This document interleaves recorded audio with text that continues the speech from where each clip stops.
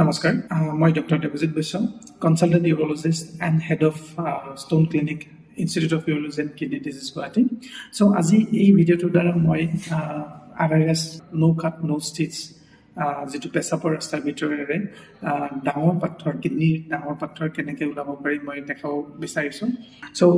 আপোনালোকে দেখিছে যে চিটি স্কেনত এইটো এটা ডাঙৰ ষ্ট'ন সোঁফালৰ কিডনিত আছে আৰু এইটো আমি নো কাট নো ষ্টিচ RRS টেকনিকত আমি লেজাৰ পদ্ধতিৰ সহায়ত পাথৰটো আমি গুৰি কৰি পেলাই ভাঙি টুকুৰা টুকুৰি কৰিছোঁ আৰু দেখিছে আপোনালোকে কেনেকৈ বালি নিচিনা সৰু সৰু গুৰি হৈ গৈছে আৰু অপাৰেশ্যনৰ পিছত দেখা গৈছে যে বাওঁফালৰ পিকচাৰটো ষ্ট'নটো একেবাৰে নাইকিয়া হৈছে যিটো সোঁফালৰ পিকচাৰটোত দেখা গৈছে চ' RRS টেকনিকটো খুব ছেফ টেকনিক খুব এডভান্স টেকনিক কোনো কটাকটি কৰা নাযায় আৰু ইয়াৰ অলমষ্ট 15 পৰা 20 মিলিমিটাৰ তলৰ পাথৰ কোনো কটাকটি নকৰাকৈ